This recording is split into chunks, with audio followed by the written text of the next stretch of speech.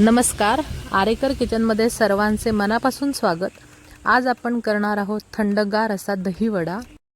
यासाठी 4 कप उडीद डाळ व 1 कप मूग डाळ 4 ते 5 तास भिजवून घेतली आहे। डाळ स्वच्छ धुवून आतील पाणी निथळून घ्यायचे व मिक्सरच्या भांड्यामधून फिरवून घ्यायचे। वाटणाच्या एका राऊंडसाठी मी दरवेळी 1 मिरची व 7-8 मिरी घालणार आहे व फाईन पेस्ट करून घेणार आहे। शक्यतो पाण्याचा वापर करायचा नाहीये।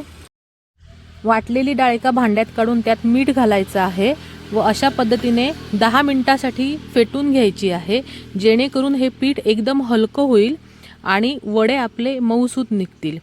पीठ हलकं झालं हे बघण्यासाठी आपण थोड्याशा पाण्यामध्ये थोडंसं पीठ सोडून बघायचं।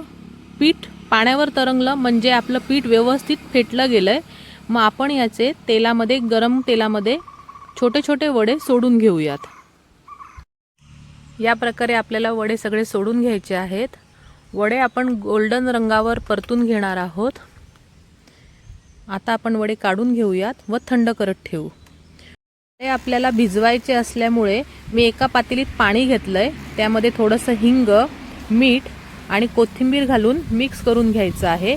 तुम्ही पाण्याऐवजी ताकाचा पण वापर करू शकता। तुम्हाला आवडत असेल तर तुम्ही ताकही घेऊ शकता। आता आपण यामध्ये थंड झालेले वडे 5 ते 10 मिनिटांसाठी ठेवून घेऊया। आपले भिजतायत तोपर्यंत आपण दही तयार करून घेऊ। यासाठी मी दह्यामध्ये साखर, त्याच्यानंतर चवीनुसार मीठ, बारीक किसलेलं आपण आलं घालणार आहोत आणि तुम्हाला तिखट कितपर्यंत लागतं त्यानुसार आपण हिरवी मिरची घालून घ्यायची आहे आणि खूप सारी कोथिंबीर घालून चमच्याने किंवा रवीने घुसळून घ्यायचं आहे। वडे आपले व्यवस्थित भिजले गेलेले आहेत। आता त्यातील पाणी आपण पिळून घेऊया व सर्विंग बाउलमध्ये वडे काढून घेऊयात। आता यावर आपण थंडगार दही घालून घेऊयात